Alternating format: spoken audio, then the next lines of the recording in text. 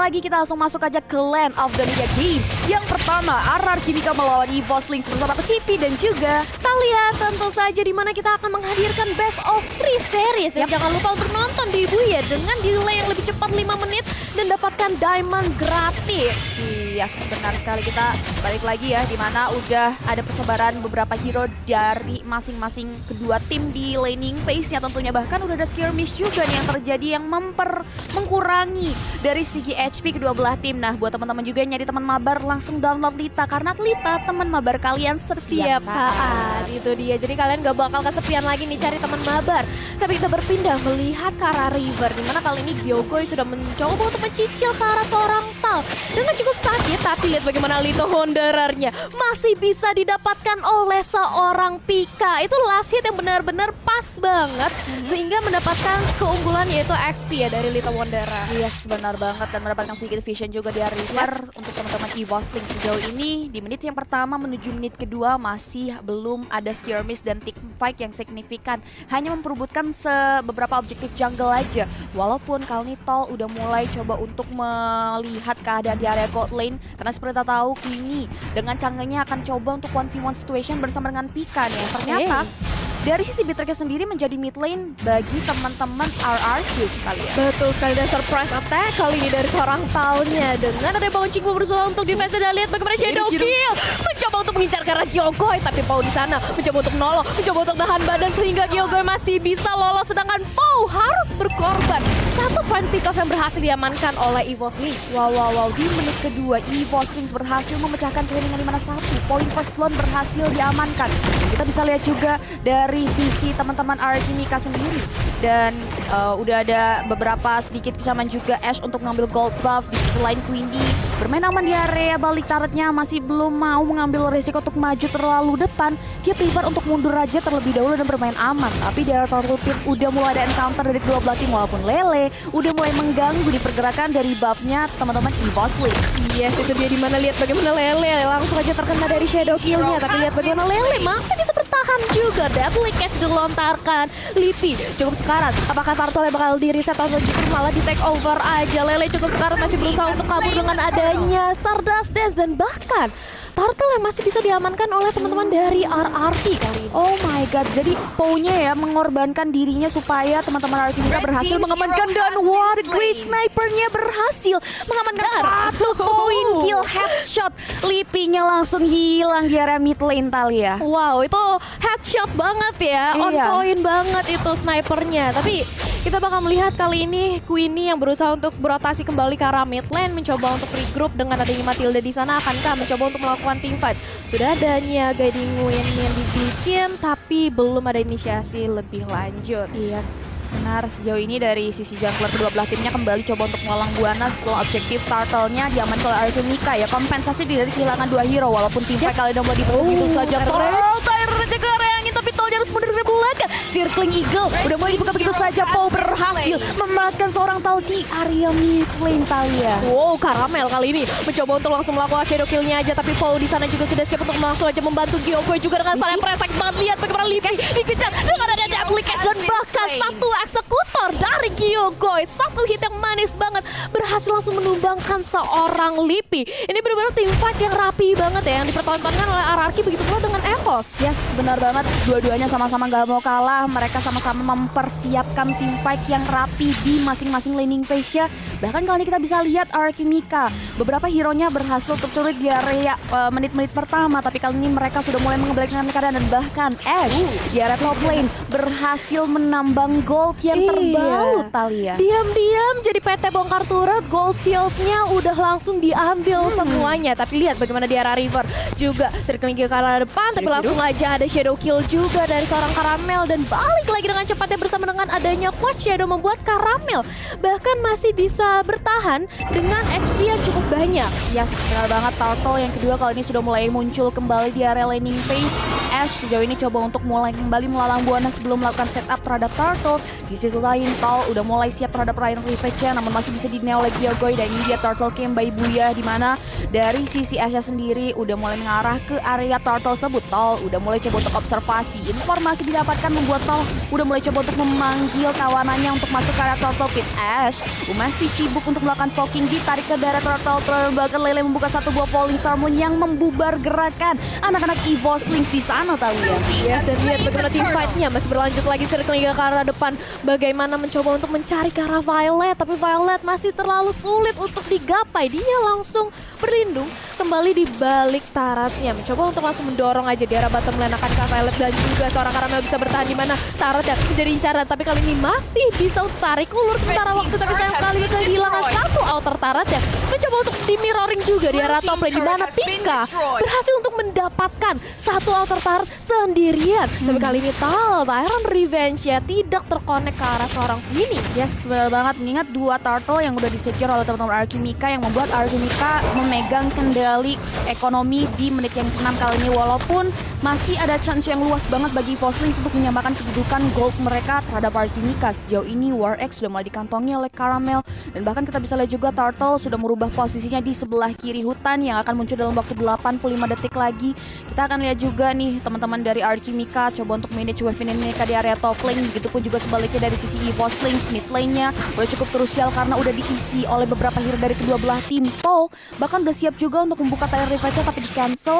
Gak mau terlalu overcommit, tapi point of view kita berada di area top lane karena udah ada 3 hero dari Alchemika yang siap untuk mengambil outer turret yang sedang dijaga oleh Violet, Talia. Yes, dan Talnya kali ini terkena sedikit burst damage yang cukup pedih, membuat Talnya harus defensif mundur ke arah belakang dengan ada punching ball. Disengage kali ini dari kedua belah tim memilih untuk lebih sabar lagi, lebih berhati-hati lagi karena ini baru menit ke-7 juga, masih arah early game. Dan lihat dari secara network, EVOS kali ini tertinggal 3000 network dari arah Alchemika, tapi dengan adanya team fight yang nantinya kalau misalnya bisa dimenangkan oleh EVOS bukanlah hal yang nggak mungkin untuk bisa ngejar lagi ketertinggalannya. Sedangkan di sisi lain arah Alchemika bisa nggak nih konsisten gitu?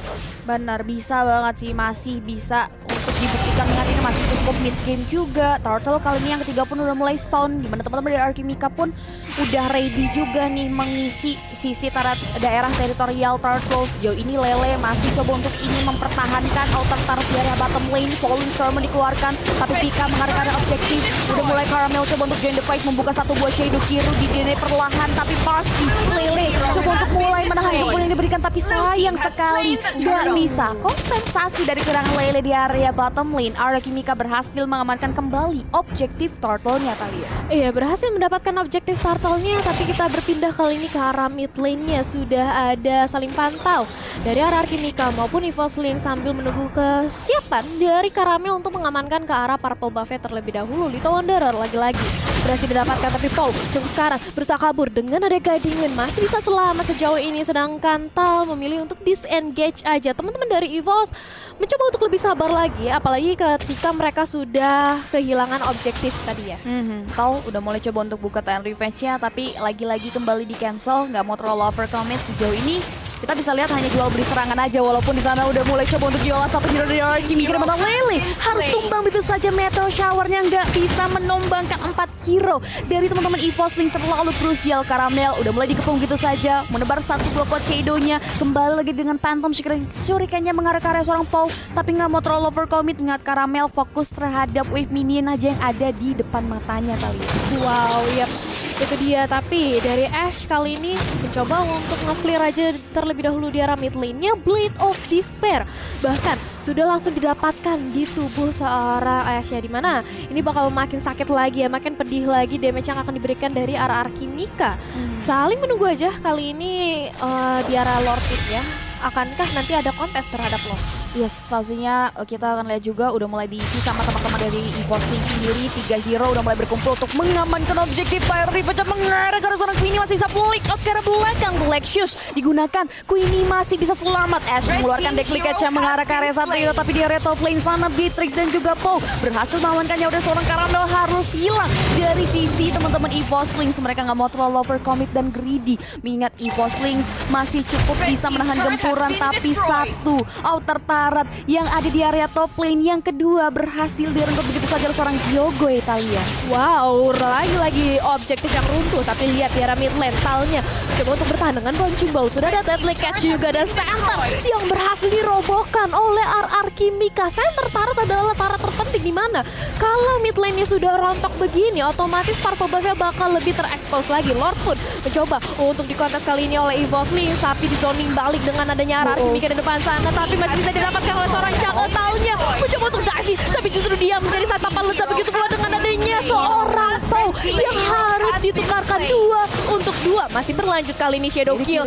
ke arah teman-teman dari RRQ, mencoba untuk kabur lagi dari seorang Karamel. Sudah cukup langsung aja disengage dari kedua belah tim. Ya, mid lane kali ini coba untuk dijaga begitu saja. Damage yang dikeluarkan oleh seorang tingkat terlalu sakit. Meteor Shower digunakan untuk membersihkan wave minion yang membuat teman-teman dari EVOSLING sudah bisa mengamankan center turret, tapi Gyogo-nya yang agak sedikit terpental mengarah ke area bus. Dikit oil Karamel langsung diolah begitu saja dan berhasil ter-shutdown kali ini. Iya, celengan pecah dari Gyogo, di mana dengan ada shutdown otomatis sudah langsung adanya celengan yang pecah dari Gyogo sehingga ke arah depan. Lipi menjadi incaran bersama dengan ada Meteor Shower, tapi sayang sekali Meteor Shower tidak terkonek, membuat Lipi masih bisa selamat dan dibalesin lagi dengan adanya center turret dari RRQ yang berhasil dihancurkan. Dan ini adalah replaynya. Yes, instant replay personal by Lita ya, dimana ini tim fight-nya udah cukup ready dari sisi teman RRQ Mika sih. Dari sisi positioning-nya Gyogo-nya pun enak banget, free hit banget ke area tol.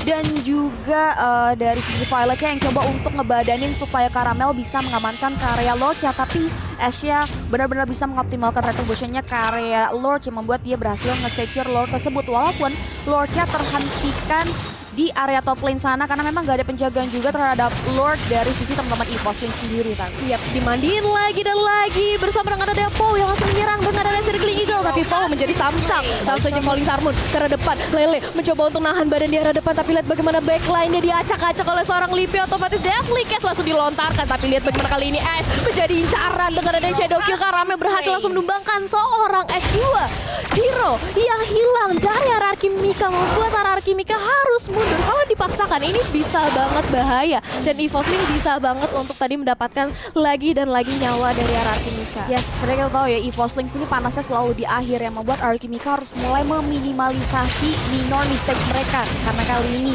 Lele udah mulai diberikan surprise attack, Black Shoes dikeluarkan begitu saja mengingati damage yang diberikan dari sisi RRQ Mika terlalu sakit mengarah ke area Lipi.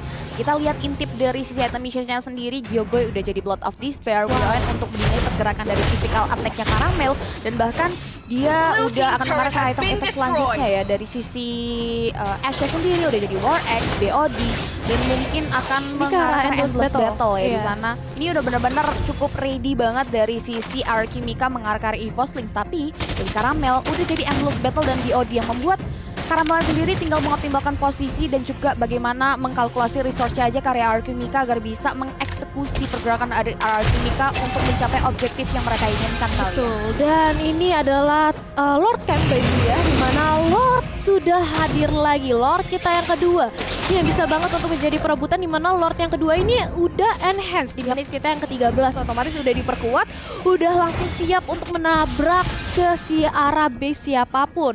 Udah mulai dipantau aja di arah Lord Pit-nya, masih belum ada yang ingin melakukan inisiasi terlebih dahulu karena dari kedua belah tim ini sebenarnya lagi seimbang banget. Kalau kita lihat dari secara networknya hanya berbeda 1000 aja ya, sama bahkan sekarang. Wow, Lele udah mulai coba untuk buka karya Falling Star Moon-nya di follow dengan 1 buah Meteor Shower, tapi masih bisa dihindari dengan sangat baik oleh teman-teman EVOSLING. Hanya berusaha untuk memubarkan saja di area bus karena Lord-nya udah mulai dicolek-colek aja sama Ashe, tapi masih belum terlalu di follow up lebih serius lagi. Udah mulai dibantuin oleh Queenie, gak adanya observasi membuat Lord-nya akan kembali coba untuk disecure oleh RRQ Mika.